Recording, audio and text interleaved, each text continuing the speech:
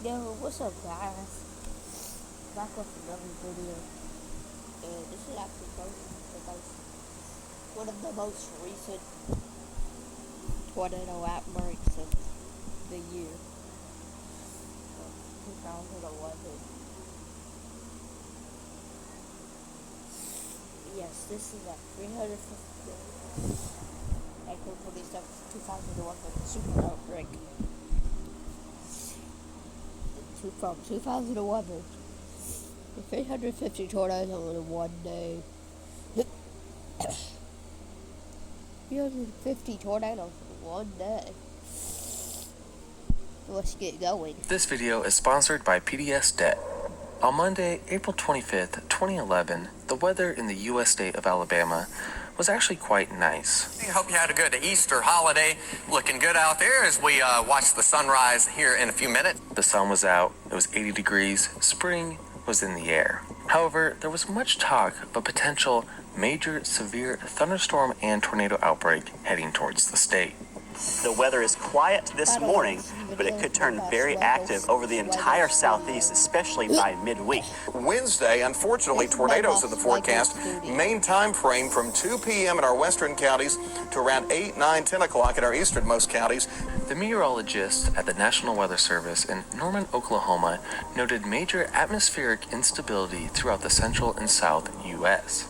In fact, major storms were already beginning to erupt over the states of Arkansas and Texas, and this system was heading towards the east into even more favorable conditions for tornadogenesis, right over the state of Alabama. For this reason, the National Weather Service on their Day 3 convective outlook issued a level 4 out of 5 moderate risk for severe weather and tornadoes for Wednesday, April 27th in Alabama. The report stated this: yet another day of potentially very significant severe weather is expected Wednesday and early Thursday, April 27th and 28th, with elevated threat for a tornado outbreak evident across the Mid-South and into portions of the central Gulf Coast states. However, the people of Alabama were not too worried. They were familiar with severe weather and a few occasional tornadoes during the spring, so many didn't give the warning much thought. Little did they know that this storm would be different. This storm would be one of the most insane, catastrophic thunderstorms in not only Alabama's history, but in the history of the entire world. There it is right there, and there, folks, is the tornado. Yeah. That is the tornado. Is a significant tornado situation. Get in your safe place right now. We have a tornado on the ground. Neighbors for years made homeless in an instant. This will be a day that will go down in state history. Swiggle Studios. Creator of some videos. By the next day, Tuesday, April 26th, things were beginning to look even more alarming, and the meteorologist at the National Weather Service took note. While the Day 2 convective outlook still only had a potential for severe weather at a level 4 out of 5, moderate risk, they noted various atmospheric ingredients coming together, all that could lead to a dangerous weather event.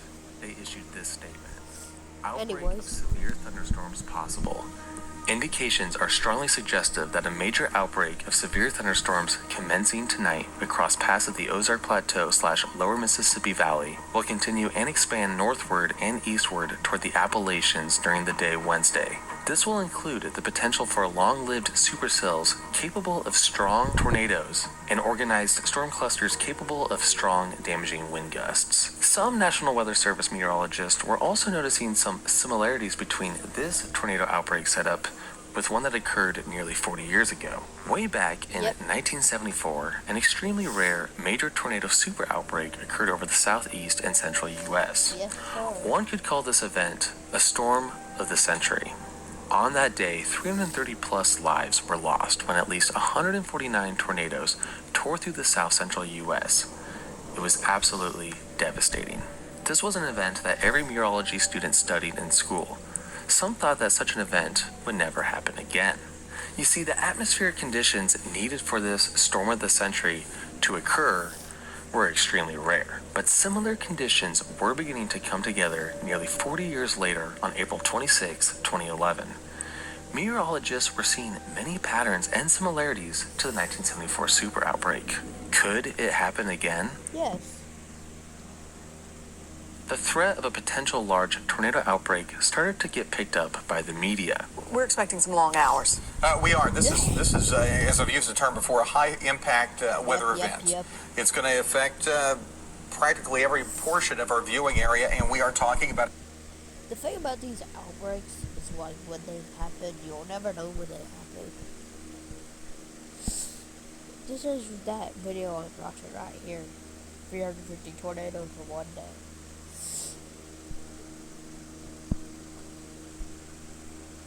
You'll never know when a tornado strikes because it's impossible to see unless the sky's green.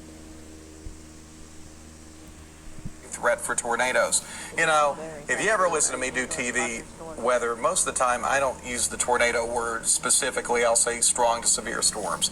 These are the ingredients that produce tornadoes, and those tornadoes that are the big ones that do significant damage. The media was very much hyping up the storm. In fact, many schools in Alabama had even canceled classes for the next day. And unfortunately, tornadoes were beginning to form earlier than expected. Weak tornadoes were already forming in Louisiana and Mississippi around midnight. And this first wave was expected to reach the high-risk area over Alabama in the middle of the night. Night or nocturnal tornadoes are terrifying, and they're 2 times deadlier than their daytime counterparts. This is because 1, you're sleeping, and 2, you can't see them. Obviously, they slowly creep up on you from the shadows. Many in Alabama went to bed that evening with the horrifying thought of being awoken by sirens in the distance in the middle of the night, warning them of an approaching tornado. And around 3 a.m., their fears would become reality when the first tornadoes of the outbreak began to form. But before we get to that, Hungry Root is the easiest way to eat healthy. Hungry Root is kind of like having your own personal shomper. tornadoes of the outbreak began to form. But before we get to that, there may be something even more sinister in the shadows, something that harms millions of Americans every day. I'm talking about debt. Debt is awful. It's like a hole that you keep on digging that you can never truly get out of. Interest rates, late fees, collection calls, it's never. Unfortunately, the first wave of storms with embedded tornadoes were already organizing around 3 a.m. On radar, this first wave appeared as a large squall line / bow echo. This entire bow echo region is a threat featuring lots of lightning, high winds. However, it's the areas of rotation within this line of storms that have the high potential for tornado formation. During this time, meteorologist Jason Simpson of ABC 33/40 out of Birmingham went live to cover the various tornado warnings that cropped up. I'm Jason Simpson live in the ABC 3340 Storm Alert Center. The National Weather Service has issued a tornado warning for Pickens County and Lamar County until 4:15 this morning because of a cell that is still just a little bit southeast of Columbus, Mississippi. One such warning would become the first significant tornado of the outbreak. The tornado itself formed around 3:41 a.m. and lasted about 30 minutes as it tore from Gordo to Samantha in Alabama. Thankfully, there were no fatalities, but several homes were heavily damaged and large swaths of forest were completely destroyed. This first significant tornado was an EF3 with wind speeds near 140 miles per hour. In the 4 o'clock hour, several other EF3s formed. One such EF3 was approaching the town of Cordova around 4:20. It was here that dozens of homes were destroyed, with many sustaining significant injuries. It was a strong tornado. However, it can't even begin to compare with what was to come. This was just the beginning. At 5:30 a.m., Chief Meteorologist James Spann showed up at the studio at ABC 3340 and got to work. It's 5:40. A lot of you are just waking up now to the sirens going off. Let's show the reflectivity. And let me just say, anybody in advance of this line, I know there are specific tornado warnings for small spots within the line, but anybody in advance of this line could see winds easily over 50 or 60 miles an hour. James Spann would later become legendary for his excellent and professional coverage of the tornado outbreak. He would be live on air for pretty much the entire day. At this point, many schools in Alabama were either delayed or canceled for the day. On top of that, many parts of Alabama had their communication infrastructure completely destroyed by the earlier storms, making it hard for students to even know if they had class to begin with. This would also become problematic during the main tornado sequence later. in the day. Finally, after a weaker supercell dissipated in Marion County in western Alabama, things began to die down. Remember, this first wave wasn't really the main event that everyone was worried about. This was just a small teaser for what was to come. At 7:55 a.m. local time, the National Weather Service upgraded their Day 1 convective outlook to the highest possible level, a super rare 5 out of 5 high risk. The summary stated this: dangerous tornado outbreak is expected from late morning into late evening. The scenario appears favorable for multiple long-track supercells with the potential to produce intense/damaging tornadoes in the high-risk area. Now, real quick, I do want to mention that on April 11th, 2006, the National Weather Service also predicted a level 5 out of 5 high-risk area, this time over Louisiana and Mississippi. And nothing happened. It was a bust. You see, when it comes to tornadoes, sometimes you have bust days. The atmosphere is complicated. Sometimes the conditions can actually be too unstable, leading to a massive squall line, which actually hurts the formation of isolated supercells. And you need isolated supercells for strong tornadoes. These sort of things are just very difficult to predict. Sometimes they can end up being a bust. Unfortunately, that wouldn't be the case this time. Over western Mississippi, the deadly line of severe storms and supercells began to take shape. By 11:30 a.m., the National Weather Service issued this tornado probability forecast. This map shows an insanely rare 45% chance of a tornado within 20 miles of any given point within this area. They stated this: this system is very organized, and confidence is high regarding the potential for a major tornado outbreak this afternoon and evening across the central Gulf Coast states and Tennessee Valley. This then led them to issuing a rare PDS, particularly dangerous tornado watch at 1:45 p.m. This PDS tornado watch was to last from 2 p.m. until 9 p.m. that night. And right at 2 p.m. in the early afternoon, just as predicted, things began to heat up. Little blips quickly formed into massive supercells, the parent thunderstorm that produces tornadoes. While we have mainly focused on Alabama, let's go back and take a look at the high-risk area. As you can see, it also includes portions of Mississippi. And it's in Mississippi that we have our first extremely powerful tornado of the outbreak. Earlier, around 1 p.m., a supercell began to form over Jackson, Mississippi. By 2, this storm had intensified significantly and formed the classic supercell hook echo on radar. Seeing something like this is always a red flag for tornadoes. This prompted the National Weather Service to issue a tornado warning over central Mississippi. Then at 2:30, a funnel dropped from the supercell north of Philadelphia. While weak at first, it quickly intensified to an EF4, with wind speeds over 180 miles per hour. But the tornado would not stop there. It continued to strengthen as it destroyed forests and dug trenches into the ground down 2 feet deep. The wind strength needed to do something like this is insane. And it was enough evidence for the National Weather Service surveyors to later certify this tornado as an EF5, the highest level possible with wind speeds around 205 miles per hour. It was the first EF5 of the outbreak. This first major significant tornado of the outbreak lasted 30 minutes until it finally weakened and dissipated near Mashulaville. This tornado claimed 3 lives. Any other year, this tornado would be a significant event. People would talk about it for decades. However, since this occurred during the super outbreak, many people don't. In Albion, no matter where you go or what you do, your mount will accompany you on your journey. Perhaps you'll pick the ox. Many people don't even remember it. It has become a completely forgotten EF5. Just 5 minutes after this tornado dissipated, a new tornado formed over Marion County, Alabama. This tornado would eventually become an EF5. There it is. The Smithville, Mississippi EF5. The New Bern, Alabama EF5 is the 2 most devastating EF5. But instead of claiming 3 lives, this tornado would end up killing 71. Back at ABC 3340, James Spann and Jason Simpson were covering a significant EF4 tornado near Coleman. This would be the first EF4 of the outbreak over the state of Alabama.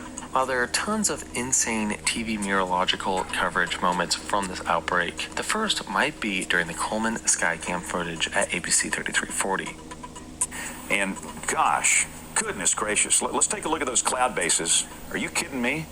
And you know, I cannot believe we can see that far away.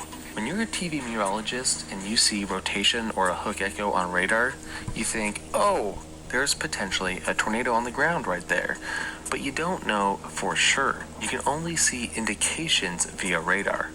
But when you pull up a Skycam that 100% shows the tornado tearing through a forest, things become very serious. Few minutes. Look at that. The funnel's getting tighter. I see it there. Okay. Again, let's get tighter in on that thing. I'm going to take the higher compression off so we can move faster. That's a tornado on. That's got to be on the ground. Look at that. We got a tornado down. This is a tornado emergency. Just after 3 p.m. Interestingly, they stated that they thought there was only one tornado warning. I'm gonna skip forward because, oh yeah, take it a little time to get to the real, intense, and satisfying actual well-known tornadoes in modern history. It actually ripped the roof off the shelter itself. Thankfully, everyone in the shelter survived. However, throughout the Phil Campbell area itself, 21 would lose their lives. A debris ball then formed on radar, showing that the tornado was indeed destructive. Debris balls are not good. That's literally debris in the air being picked up on radar. I'm in track where that debris ball has been. You see the Phil Campbell area. We had reports of tornado going across Phil Campbell. You saw as it came into Phil Campbell, it still had that debris ball. After leaving Phil Campbell, the EF5 mile-wide tornado continued to the northeast, where it would destroy several homes. That path, it's going through Mount Big. It's going through. It went all the way through Hackleburg. And ended at Huntwood. Throughout rural Alabama. It would then strike the town of Mount Hope, which saw 5 more fatalities, as well as Hillsborough, where an additional 3 deaths would occur. In Mount Hope, retired WAAY meteorologist Gary Dobbs saw the tornado approaching from his porch. This is his account on what he witnessed. It's just covered the entire sky. I've never seen a wall cloud that large. And then I was watching to see if I could see the cone shape, the funnel cloud form under it, and I saw that pretty quick coming over the mountain range over there. And then I started looking for the debris field under it, which would confirm it as a tornado. And then pretty quick it became evident that there was a huge debris field. And if as we survey this spot where the tornado came through, I estimated it to be at least 3/4 of a mile wide. Since Dobbs was a meteorologist, he was very interested in the terrifying aspects of the tornado. I mean, he's into weather, so he just kept on watching it. Unfortunately, the tornado was heading straight towards him. Dobbs was on the phone and he essentially ran out of time. His last words were, "I gotta go," as the tornado began destroying his house. Somehow he managed to reach an interior closet and miraculously he survived. This is him walking through the wreckage of his home after the event. Finally, after being on the ground for an astonishing 1 hour and 45 minutes, the tornado would dissipate. Overall, 71 lives were lost, with over $1 billion worth of damage. The Hackleburg Phil Campbell EF5 tornado is one of the worst and most significant in all tornado history. It's one of the costliest and one of the deadliest in the past few decades. In fact, at the time, it was the deadliest single tornado since 80 were killed in the 1955 Utah, Kansas F5. However, the Joplin EF5 would occur less than a month later, and it would quickly take the title with 158 fatalities. 2011 was a crazy year for tornadoes. The super outbreak was now in full swing. Tornadoes were forming all over the place. On the Weather Channel, they have a segment known as The Local on the 8th. It's where they tell you about your local weather, like on every 8, so like 11:08, 11:18, 11:28. Anyway, this is what they had on during the Local on the 8s in Alabama at that time.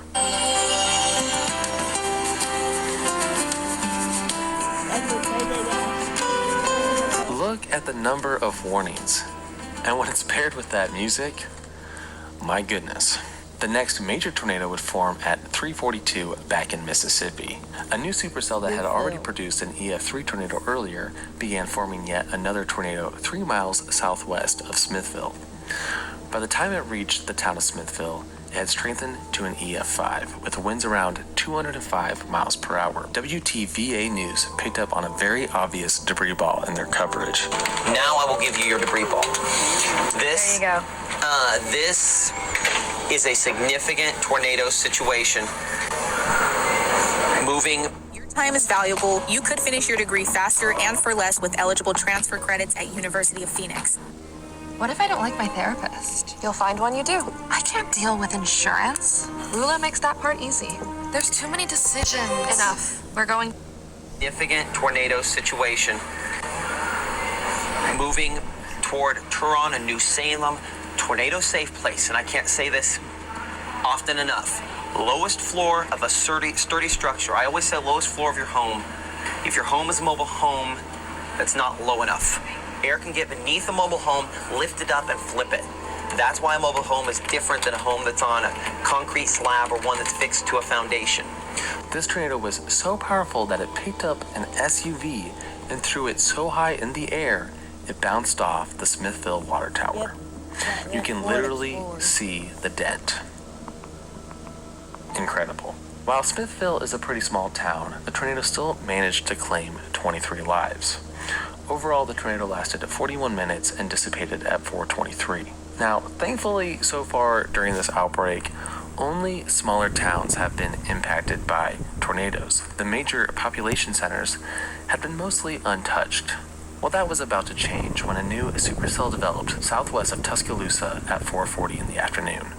Back at ABC 3340, James and Jason noticed the potential threat. We've got two circulations right here. Number one, number two. This is the circulation that is riding now the north bank of the Sipsey River, coming up toward the community of Benevola, which is in Pickens County, and that's going to be moving up into Tuscaloosa County, maybe affecting Buell and Coker and Elrod.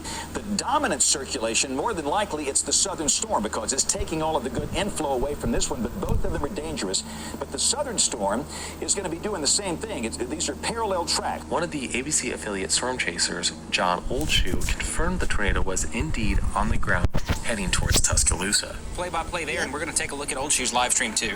All right, goodness gracious. All right, I tell you what, let's take John's live stream on the MacBook Pro here in the weather office. That is a large wedge tornado. Well, James, this is Dr. Tim Coleman. It's a multiple vortex tornado also. Okay, and again, I want to be sure people listening and watching understand. You are watching a large tornado that is approaching Tuscaloosa. This video shows the tornado still 30 minutes away from Tuscaloosa, and many who lived in Tuscaloosa at the time didn't take the threat seriously until they saw John's footage. They could see that there was a monster heading straight towards them. And by the way, James Spann credits John's footage for saving many lives that day. It's what was needed to have the people of Tuscaloosa take the threat seriously. Around this time, a new tornado emergency was issued for the city by the National Weather Service. The tornado continued creeping towards Tuscaloosa, and the meteorologist at ABC 3340 put up the Skycam pointed in the direction of the tornado. So again, everybody in Tuscaloosa should just be shutting down. And I guess we can't see anything on the Skycam, Jason, from Tuscaloosa because rain's going to be blocking, because we got rain falling up here. We're looking right into the core of rain and hail that'll come into Tuscaloosa, but they sat there and just waited for it to make its appearance. And just after 5, a fuzzy tornado shape began to appear. But I think there is a tornado right in there. You can see where the cursor is going. It looks like there's debris. There's debris down there. There's clearly debris. There's a debris. As the tornado became more obvious, James Spann, for the first time in hours, was speechless. All right, look at the debris. Look at the debris in that. Zoom in tighter, Jason, if we can go in tighter. Look at that. Goodness gracious. This will be a day that will go down in state history. And all you can do is pray for those people. And all you can do is pray. That has become a very famous quote from this outbreak. And it wasn't just James and Jason at ABC 3340. The CBS affiliate WIAT also filmed the tornado as it crossed into the city. Power flash is going on with it as well. This is a violent tornado. This is really violent. Okay, look at that. There is the tornado. It's now moving right up I-20. This is Skyland Boulevard. That's, you just don't, you see something like this out on the Great Plains, the Central Plains. The tornado maintained EF4 strength as it tore through southeastern Tuscaloosa near Skyland Boulevard. Some of the most impacted structures included Rosedale Court, where 5 lives were lost, as well as Charleston Square, where 2 University of Alabama students lost their lives. Overall, the tornado would claim 6 University of Alabama students. One famous example is Ashley Harrison. She was the girlfriend of University of Alabama long snapper Carson Tinker. Both of them were inside a closet inside this exact house when the tornado completely destroyed it. Unfortunately, in the process, Ashley Harrison had lost her life. Carson later wrote a book about his experience. After the tornado destroyed the suburb of Alberta City, it damaged the roof of the La Roca nursing home. While the damage wasn't super intense at the nursing home, it created dangerous conditions, leading to residents of the nursing home passing away from exposure in the days following the outbreak. The tornado then crossed into the suburb of Holt, where 2 more lives were lost. Finally, it exited the city of Tuscaloosa. Unfortunately, this tornado was not over. In fact, there was another, even larger city in its path, Birmingham. To the XL world of Shakalicious gummies. I don't want to see those Shakalicious gummies. Not over. In fact, there was another, even larger city in its path, Birmingham. After destroying a large line of forest between the 2 cities, the tornado would enter the western-northwestern part of Birmingham around 6 p.m. at high-end EF4 strength. This meant that it had winds near 190 miles per hour. Greg Forbes and company at the Weather Channel covered the event and managed to capture video of the massive dark cloud shrouding the tornado inside, heading towards the city. Probably about 50 miles an hour. Looks like it's going to pass to the north of downtown. Again, a tornado emergency now in effect for Birmingham, Alabama, Greg. Yeah, and look how wide that is. It's filling the entire camera screen. So this is either one very, very large tornado or more likely a combination of just the whole rotating parent wall cloud. The Skycam footage is terrifying. The tornado is obscured by rain and debris, so it's hard to make out exactly where it is. Some have even argued that this may be a true mega wedge tornado. I could literally see it.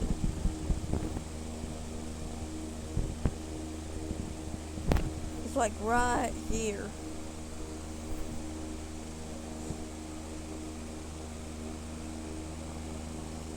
Because you can see the cloud, like dust cloud out there.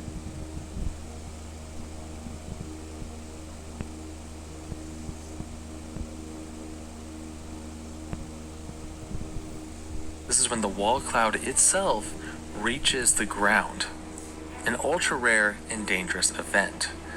Either way, everyone knew that this system had just left a path of destruction in Tuscaloosa, so they knew the tornado was in there somewhere. And it was. The tornado traveled through the northwestern section of Birmingham, killing 20 people and causing devastating damage to the suburbs of Concord, Pleasant Grove, and McDonald Chapel. Finally, after an hour and 30 minutes, the tornado dissipated north of the city. Throughout its entire lifespan, 64 people lost their lives and $2.5 billion worth of damage had occurred. It was the costliest tornado of all time, until Joplin on May 22nd, less than a month later. The tornado officially has a rating of EF4, with wind speeds near 195 miles per hour. However, many have argued that it was actually an EF5, with winds over 200 miles per hour. Many EF4 tornadoes from this outbreak, by the way, many have argued were actually EF5s. At this point, already over 100 tornadoes of various sizes and strengths had torn through the southeastern United States, mostly in Alabama and Mississippi, but also in parts of Tennessee and Georgia. In fact, there was even a tornado reported in Indiana. But the day wasn't over yet. 5 minutes after the Tuscaloosa-Birmingham tornado dissipated, a new tornado formed at 6:19 p.m. from a supercell in northeast Alabama. This tornado initially maintained EF3 strength as it devastated the communities of Lakeside and Fife. The tornado then, however, grew to over a mile wide. It's Rainsville, Alabama tornado. Okay, I forgot it, yeah. As it approached the town of Rainsville. It also, at this time, reached EF5 intensity with wind speeds around 200 miles per hour. The tornado tragically struck the city where it took the lives of 25 people. This makes this tornado one of the deadlier tornadoes of the entire outbreak. After being on the ground for 36 minutes, this tornado finally dissipated over Georgia. In some ways, this tornado, like the Philadelphia, Mississippi EF5 we talked about earlier, has also become forgotten because of all the other major tornado events that had occurred earlier in the day. Thankfully, though, this would be the last EF5 rated tornado of the storm. This same supercell would go on to produce another high-end EF4 tornado at 7:15 that struck the community of Ringgold, Georgia. It was in Ringgold that 20 more fatalities occurred. It was also getting dark around this time, so like I said earlier, tornadoes were becoming more and more dangerous. Thankfully, the favorable atmospheric conditions for tornadoes were beginning to weaken. There are no tornado warnings in Alabama for the first time in I don't know when.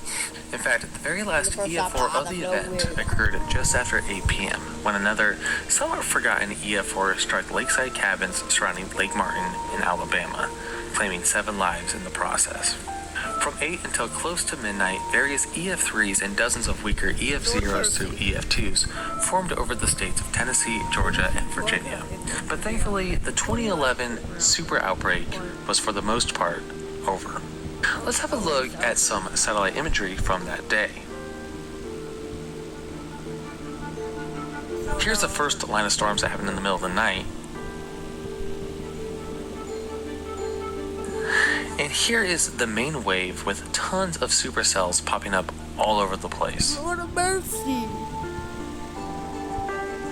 Let's also take a look at the radar imagery as well as the various tornado warnings that were reported throughout the day.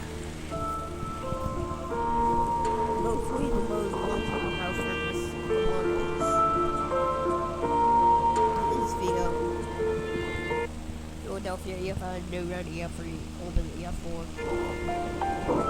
Sipsey EF4, Canoa EF3, Smithville EF4, Birmingham, Tuscaloosa EF4,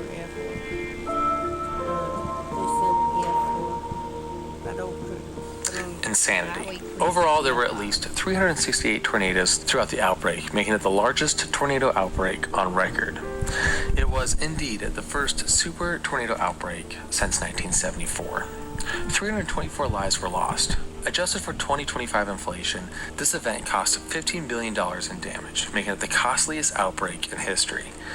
There were also major infrastructure damages that left many without power for the weeks during the recovering process. President Barack Obama issued a federal emergency for the state of Alabama, and 2,000 National Guard troops were deployed. The loss of life has been heartbreaking, especially in Alabama.